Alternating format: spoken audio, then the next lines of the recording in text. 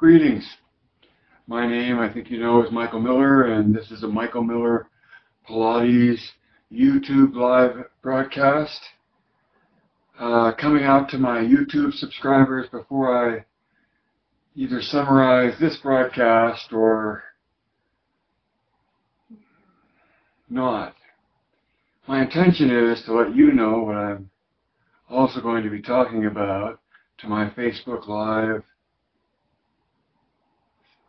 viewers. Sometimes it takes so long to get the right word, if at all, if ever.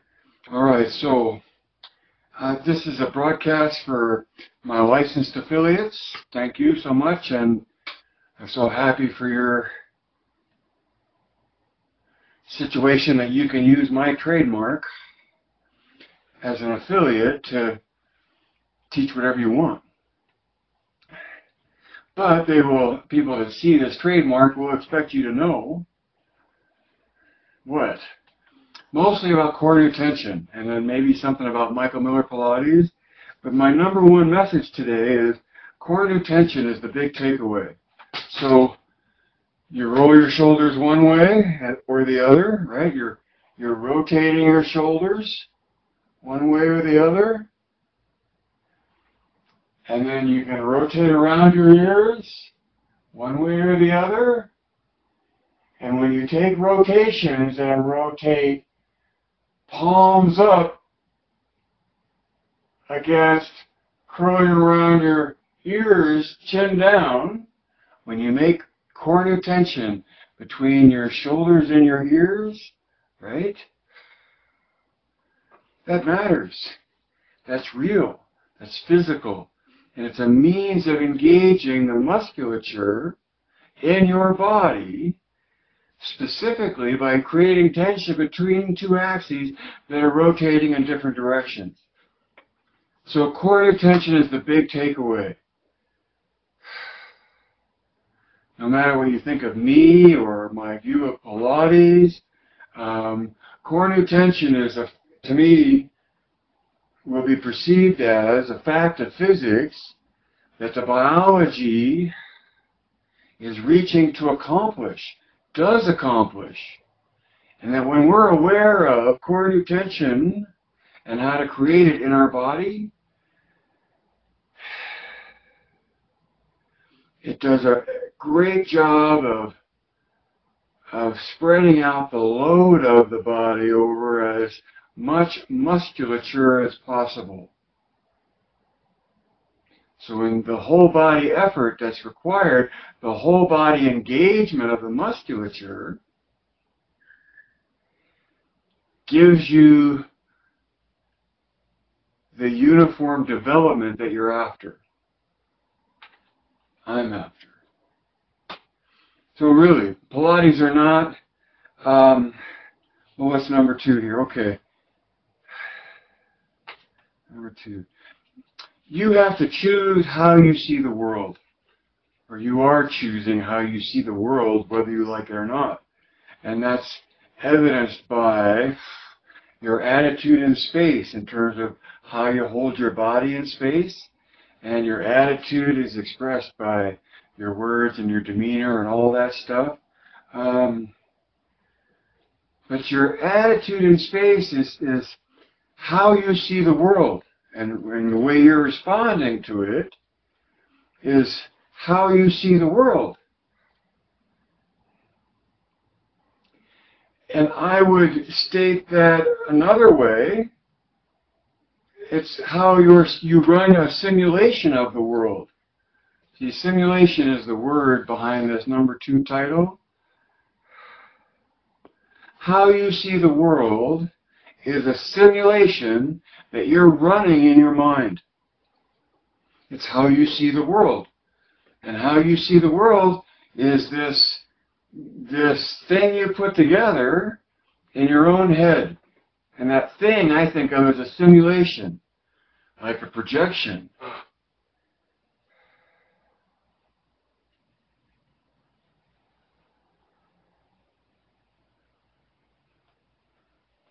So I want you to blow up your mind to the point that you can include this whole notion of core new tension, because it's just look at it, just feel it. It's physics. It's the fact of the matter. And from me to you, trying to survive as a Pilates instructor, this kind of outlook, the Michael Miller Pilates, or Pilates is an idea, but forget even all of that. This understanding of core new and how to engage core new tension. I've been in a lot of yoga classes where I wish there was more awareness of core new tension. And of course the same thing for Pilates and for karate and for dance and for anywhere, everywhere. Core new tension is the big takeaway. And if you need to blow up your mind or change your simulation to include that, I hope you do, because I think it will help you survive instructing movement of any kind when you know the kind of biomechanical engagement you're making with your body to achieve more uniform usage. And that gives you a sensation of alignment between those axes and across all of them, from ears down to metatarsals. Metatarsals. Not balls of feet, because that takes a paragraph in French. Metatarsals is a word for where I mean that literally refers to that place according to biology, science, that. Metatarsals.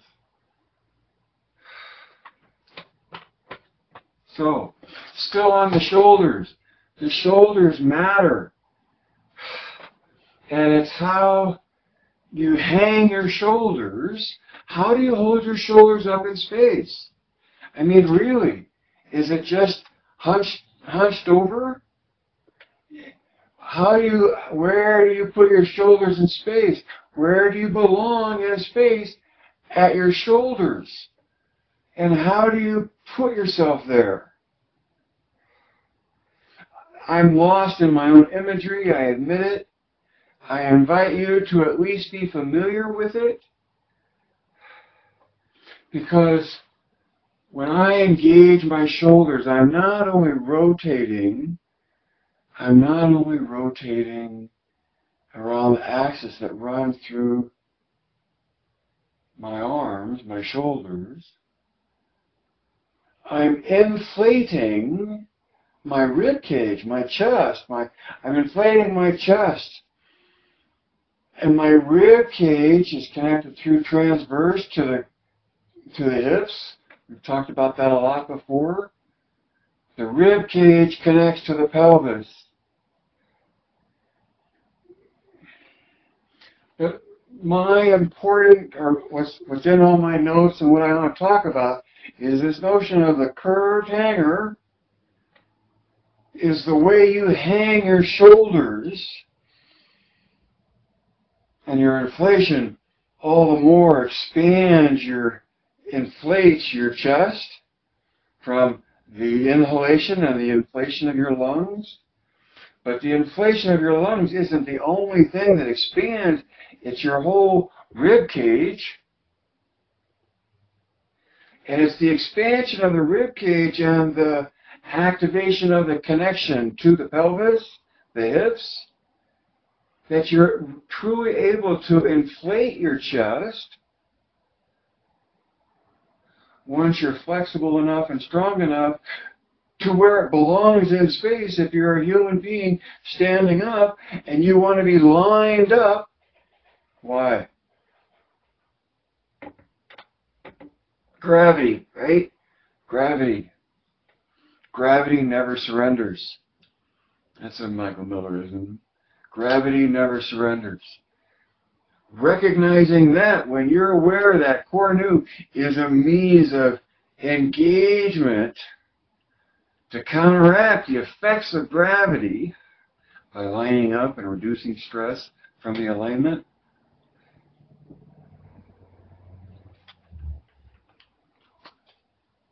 The big takeaway is core nutention. And you can do that by just drawings that you make.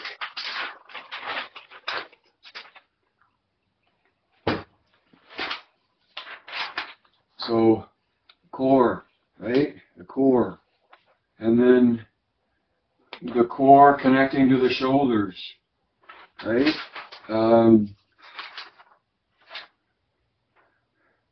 The shoulders and the hips being connected to the rest of the body at endpoints, and an endpoint is the end of an axis of rotation. So there's an endpoint at the shoulders and an endpoint at the ears and the hips and the knees and the ankles and the metatarsals.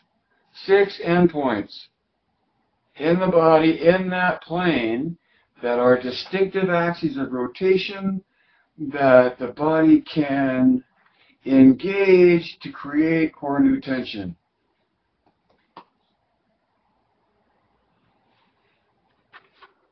Now, I'll be really impressed if somebody comes up with real, literal, accurate, legitimate documentation that says, oh no, Michael, this was somebody else that said this back in 1932 or 1824 or 2013. You know, I doubt it. And so the point of creating those endpoints of tension is to distribute load, because that makes you lighter in space, more likely to get away from the dinosaur chasing you. So survival, okay? Know how to hang your shoulders.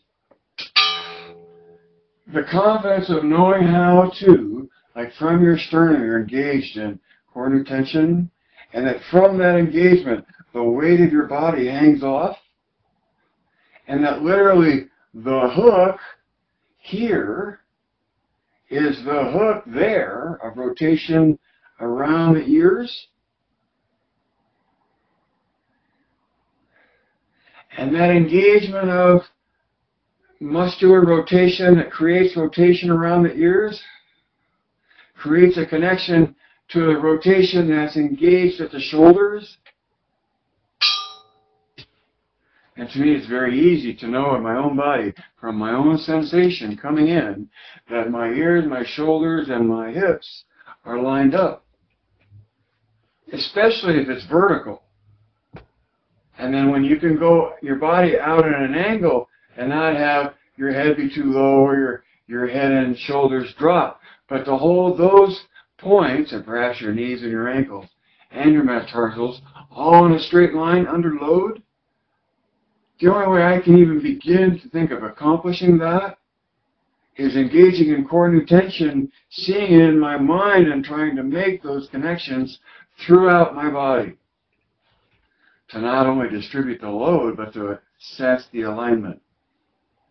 Okay?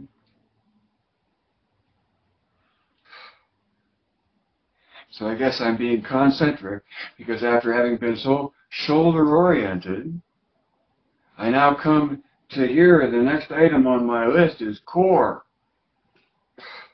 And if you've been listening, you know it's a fact of the science that the core is a grip at the hips. The hips creating a grip, which means actually able to involute into a grip. A flat squeeze of abdominals and glutes and whatever else, just a clench of muscle, does not a grip make. And the grip is the core.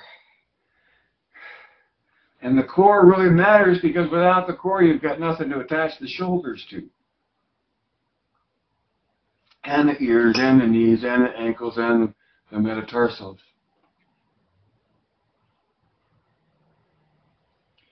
And how important the adduction of the inner thighs, the adduction of the legs together, facilitates the involution to get to that grip, to get to the condition of core. And when you establish the condition, it defines the location. You understand that? Seems like I want to draw that, but I don't know where my heavy pen is.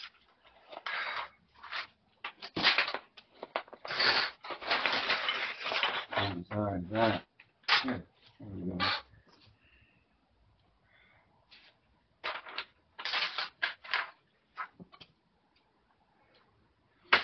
I know this is simplistic and probably primitive, but if you want to define a point on the page, you can just take a pen and make a dot and say, there, that's a point. Okay?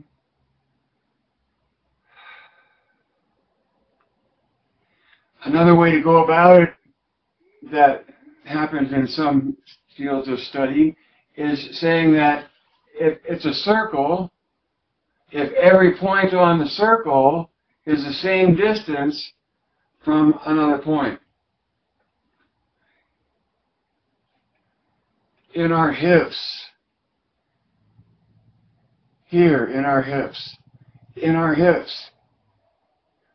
our musculature is so complicated, but its purpose is to establish stability and to make a grip to define the point around which that grip is occurring. And if everything's been way too simplistic for you, and you wish I would go deeper in something, I did this recently, but so here's a spring connected as a cornu spring would be. Do you know that this cornu-shaped spring is used in clocks for a more even release of tension in the clock? You hear that? Isn't that cool?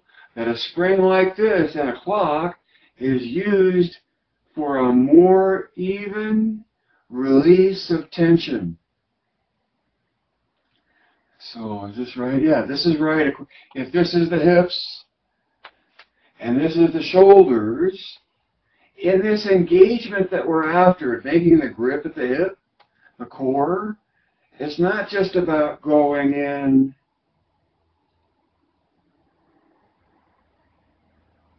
it's not just about going in tighter.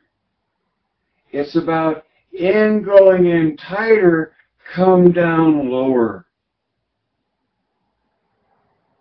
So go with the grip, and in the grip making itself, it gets longer on the outside of the grip,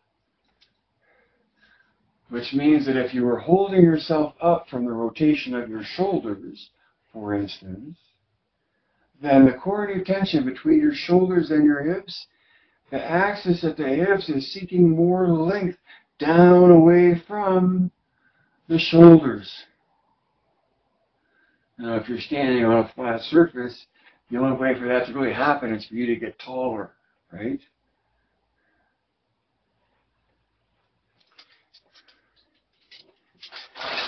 And what is the true point of eccentricity? What is the true point of moving away from the center? Well, it depends on it. If you're talking about the grip at the hips, then it's the center that you create in the grip. And you come out away from that. I really think the true essence of eccentricity happens when you establish tension between two axes, and then the point at which the curve changes direction between those two axes is called what? You know this, right? The inflection point.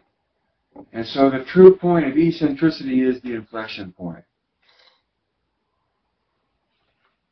Okay, number 5 out of 7.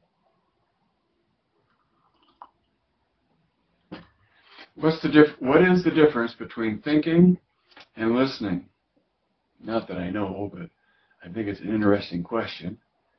And I think we would get a lot of different kind of responses about what that is. And I encourage you to make discernment for you about what you think listening is versus thinking, and are they both the same?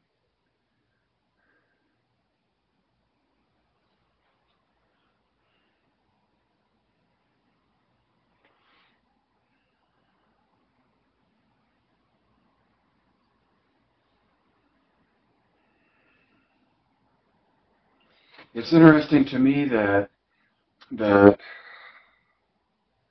in talking about body, mind, and spirit, and the complete coordination of that as being the target, a la Joseph Pilates, and then looking at spirit as the observer from the field of quantum physics and the verification of the presence of that capability. The distinction between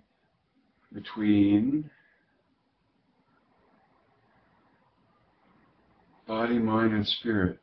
The distinction between mind and spirit, that's what I'm trying to boil this down to, can be a fascinating place of where you want to attribute the capacity of listening to, as defined as being different from thinking. And to keep it all within the biology of the human being, without being fancy or esoteric in interpretation, I think listening can easily be interpreted to be what's happening at the amygdala, hippocampal level of the brain, sometimes referred to as the reptilian, because it's been around for a lot longer than the higher brain functions. And I always seem to want to forget. It's a real weird thing about the front of the brain, prefrontal cortex. You know, when I'm doing it, it's tough to think about it itself, perhaps. But the prefrontal cortex can be thought of as thinking, right? And listening, I don't know, wherever it comes from, it's a capacity. The spirit that Joe talks about is a capacity. And he talks about concentration being more important, or so important, than without it, concentrating on the purpose of what you're doing, you miss the point of the method. Okay. I know Pilates is a lot of other things, 10,000 things. My interest is trying to swim upstream to point to and highlight, illuminate whatever is there that exists in and of itself that I have a connection to or that I can feel. And I feel, and so in engaging Cornu, it's a direct invitation to feel the effect of doing that with your body, and whether or not you can feel the engagement of the musculature of your chest and have it be an oppositional tension to the rotation around your ears. That is the way from the inside out to reach long out the crown of your head. All of this imagery or vagary of abstraction about how to be tall through your head, the way to be tall in your body is to engage in Cornu tension, because implicitly, intrinsically, it separates the axes of rotation that you're engaging.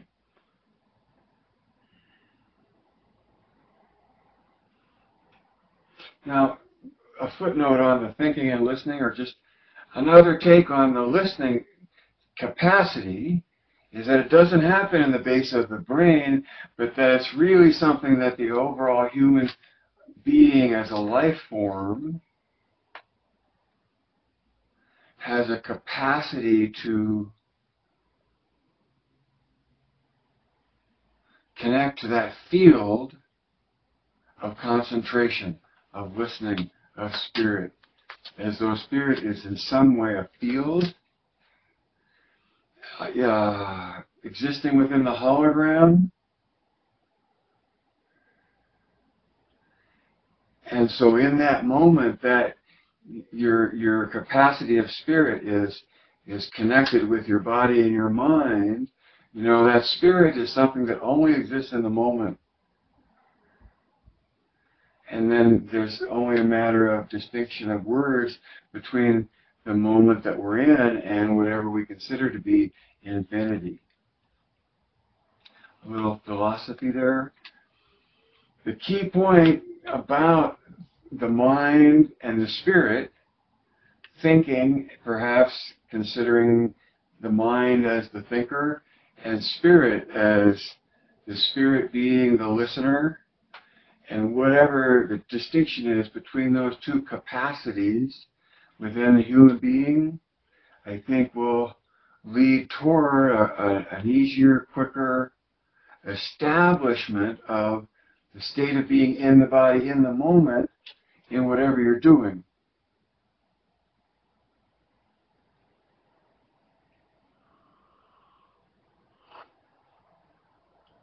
Number 6 are just 3 words as a sentence, and it's vanity begets idolatry. I want to make sure I had them in the right order. Vanity begets idolatry.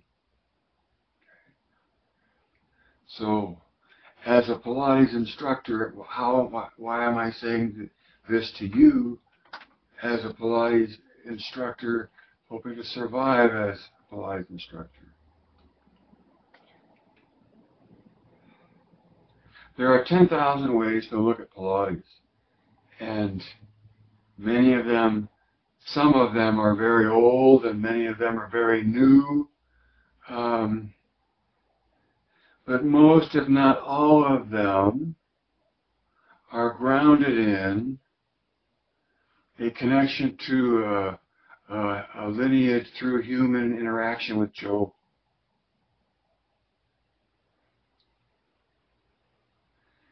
And to me, when you make the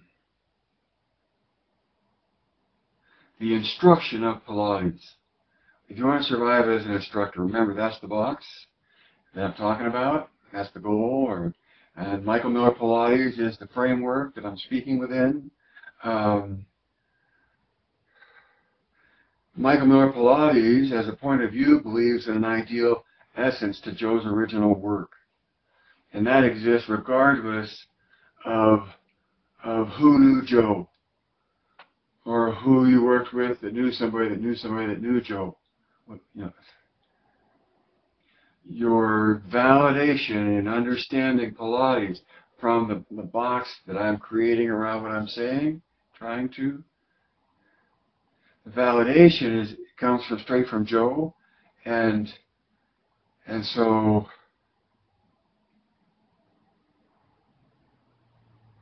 to make it about who rather than what lends the pursuit of whatever it is you're talking about subject to falling into making it more about the person, than the subject, Joe's method. And I think that idolatry comes about, that kind of idolatry can come about through the vanity of indulging in it. Because the higher you up on any kind of aristocracy, the further you go back in that aristocracy, the more you can claim an implicit authority just because of who you know and how long you've been doing it.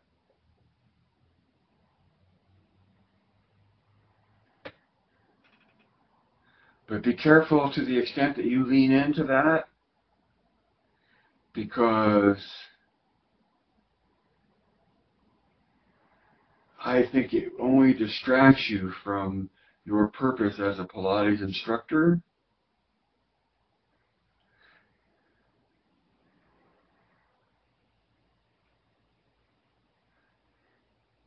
How's your purpose as a Pilates instructor? To confuse actually instructing Pilates toward an experience in the moment you're in versus background information about who you are and where you come from. When the hobbits, no, when the dwarves and the hobbit fall into the cave up in the mountains and they're held captive, the head of the captors says, "Who are you and where do you come from?"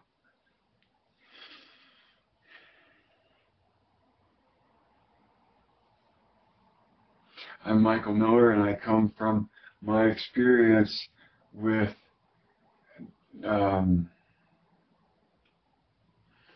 choreography of Joseph Pilates. From the pursuit of that choreography, I discovered core new tension as a means of engagement to move. And that really is the big deal, because core new tension is just about how you engage your body, and you don't have to be doing Pilates or thinking about Pilates in order to engage core new tension to sit up straighter or to distribute more load more evenly.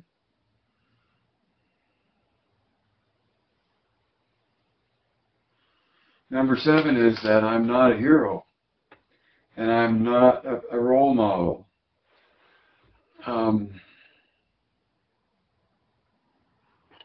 If I were more of a hero or more of a role model, I more than likely would have never come to my simulation of reality that includes my view of Joe's original work, and I add to it my conception of core new tension.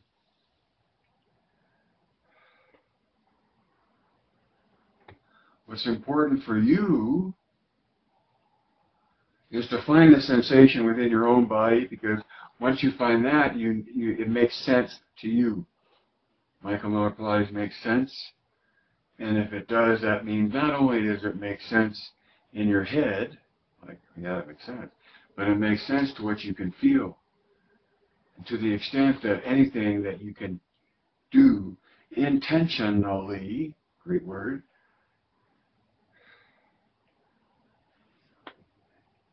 all right, so it's about tension, right? Rubber band.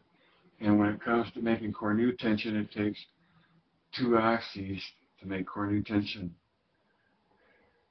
When you start talking about elbows and knees and torsion across the joint that reverses, that's a little more eloquent, but all the more reason to see why elbows and knees are more fragile in space, bearing load and impact. So, all right, that seemed like a long time.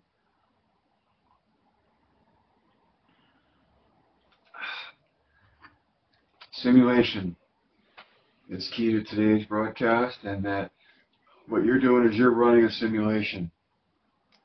And all you have is your simulation, because everyone else is human, has their own simulation, and reality exists beyond anyone's simulation.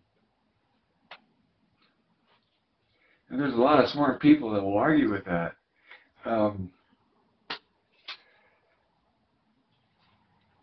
And they might be right, because I'm not that smart either. If I were really, really smart, I'd be doing something else probably. But this is this is what brought me to you. And what brought me to you, the one thing today that matters the most in this moment, is that you recognize that core new tension is the real deal, and it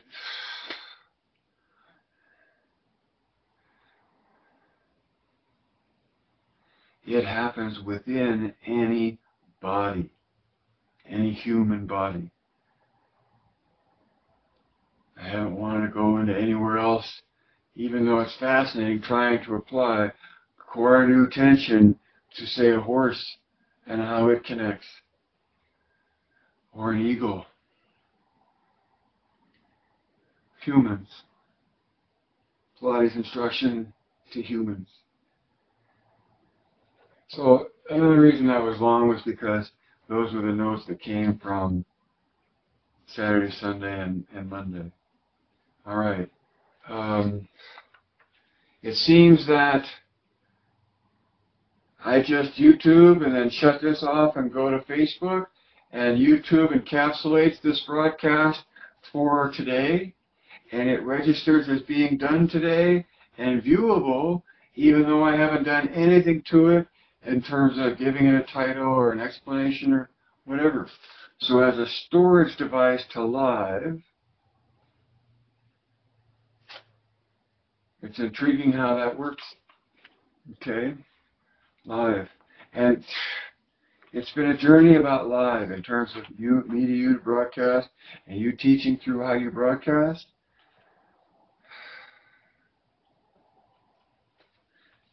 You'll be able to sell that live and have it encapsulate after the fact without having to edit. I predict as a future thing.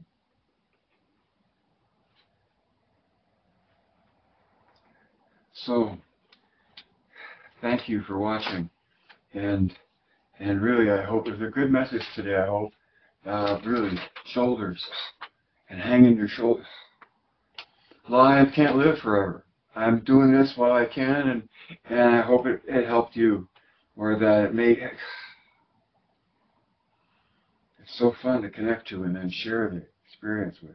Read between the lines, both in terms of that live can't live forever, and read between the lines of anything in terms of set up your own lines and read between them. And read between them. Because there may be different lines and they may not all be parallel, right? So figure out your lines.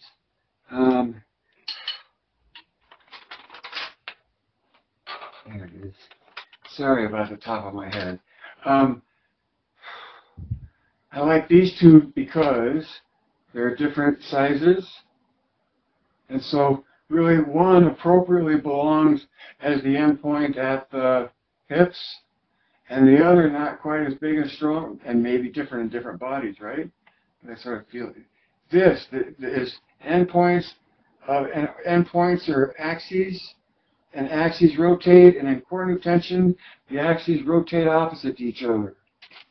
Fundamental biomechanics. It's just that biomechanics, as far as I know, has never heard of, acknowledges, or embraces this notion of core new tension. And of course what that leads to is uniform usage throughout the body. And that's the most efficient way to lighten the load as you move through space. All right. Blah, blah. See between the lines. I got that far. See behind the curtain. Add 2 and 2. You know, just add 2 axes and find a connection. Usually it's easiest between shoulders and ears first, and you have to learn how to draw your ears back to line up your ears over your shoulders so you're not out there looking for a kiss. Pull your head back like you're moving away from an unwanted kiss. Find that tension. And then you'll realize you're overdoing it some. But once you've learned how to make that grip, to me it's a big deal. And I'm going to go summarize this broadcast over on Facebook Live, and hopefully summarize means a couple of minutes so they can come here and watch YouTube like you do.